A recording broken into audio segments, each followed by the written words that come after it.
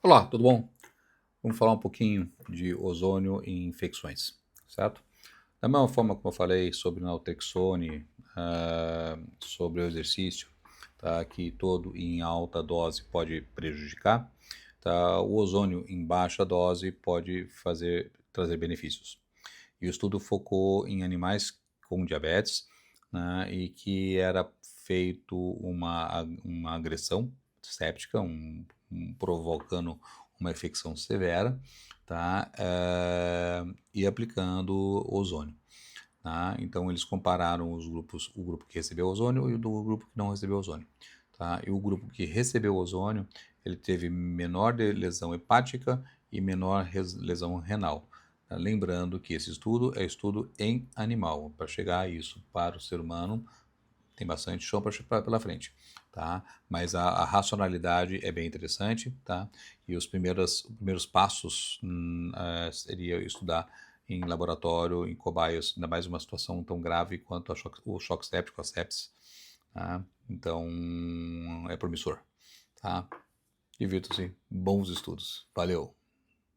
Olá! Hoje a gente vai dar uma olhada num estudo científico que traz uma ideia, no mínimo, curiosa. Será que uma forma um pouco diferente de oxigênio poderia ajudar a combater uma infecção daquelas bem perigosas? Vamos descobrir. A pergunta que não quer calar é essa: como é que algo tão básico como o oxigênio, só que numa outra configuração, poderia proteger órgãos vitais bem no meio de uma crise de saúde? Parece coisa de ficção, né? Mas vamos investigar isso a fundo. Bom, para começar, a gente precisa entender qual era o problema que os pesquisadores estavam encarando. E olha, não é um problema pequeno não, envolve uma condição médica bem perigosa. A gente está falando da sepse, e é importante entender que sepse não é infecção, é a reação do nosso corpo a ela, uma reação que sai completamente do controle. Pensa assim, é como se o sistema de defesa do corpo ficasse, sei lá, em modo de pânico, e, em vez de só atacar os invasores, começasse a atacar o próprio corpo, danificando tecidos e órgãos. E a coisa fica ainda mais complicada quando entra o diabetes na equação. Este estudo específico focou nisso porque pessoas com diabetes têm um risco maior. Sabe por quê? O açúcar alto no sangue pode virar um banquete para bactérias e fungos, o que aumenta a chance de infecções. E aí, a sepse pode ser mais forte e o perigo para órgãos como fígado e rins aumenta bastante. Então, com esse problemão em mãos, os cientistas se fizeram uma pergunta bem direta. Eles estavam basicamente procurando um jeito de proteger o corpo nessa batalha interna. A pergunta foi essa: e se o ozônio pudesse funcionar como um tipo de escudo? Será que uma terapia controlada com ozônio conseguiria ajudar a proteger o fígado e os rins de todo esse estrago causado pela mistura de diabetes e sepse?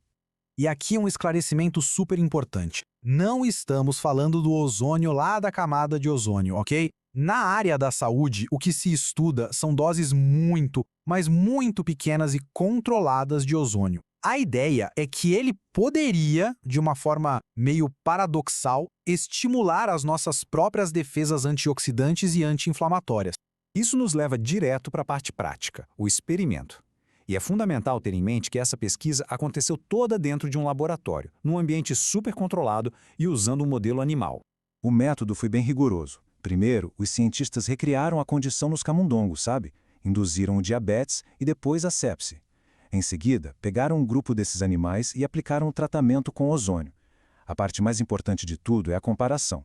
O que aconteceu com os órgãos dos camundongos que receberam ozônio quando comparados com os que não receberam nada? E para a gente ter uma ideia do rigor científico, olha só esse fluxograma do próprio estudo.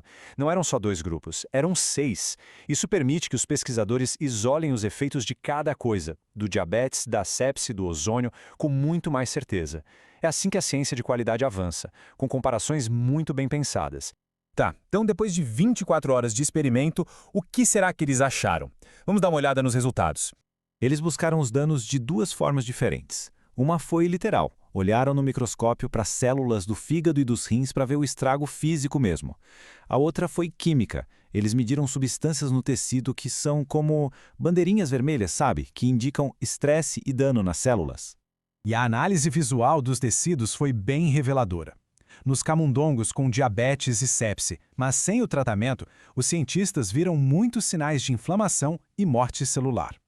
Já no grupo que recebeu a terapia com ozônio, o estudo relata que esses sinais de dano foram significativamente menores. uma diferença bem clara. Na parte química, a história foi parecida. Eles mediram o tal do MDA, um marcador de dano, e uma enzima chamada CAT, que funciona como uma defesa da célula. No grupo com CEPS, o dano estava lá em cima e a defesa lá embaixo. E no grupo que recebeu ozônio, a balança virou, o marcador de dano caiu e o de defesa subiu. Interessante, né? Um exemplo bem prático disso foi a função dos rins. A creatinina no sangue é um ótimo indicador.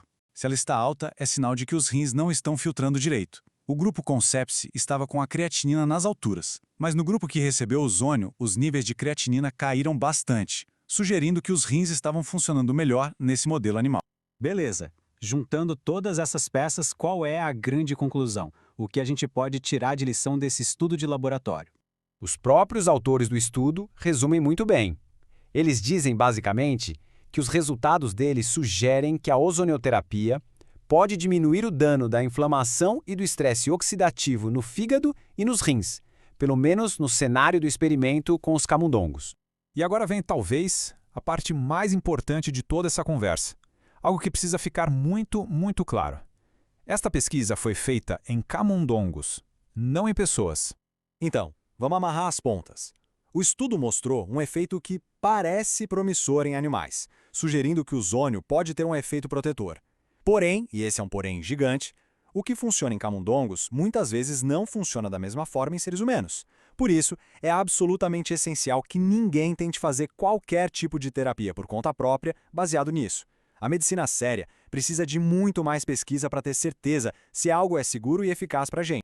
E a gente termina com essa reflexão. Este estudo é um primeiro passinho, uma peça pequena num quebra-cabeça enorme. Ele não traz uma resposta pronta para os pacientes hoje, mas ele joga uma pergunta fascinante para a ciência do futuro. Será que investigar caminhos como este pode, um dia, nos levar a novas formas de proteger nossos órgãos durante uma infecção tão devastadora? Só o tempo e muita pesquisa séria poderão dizer.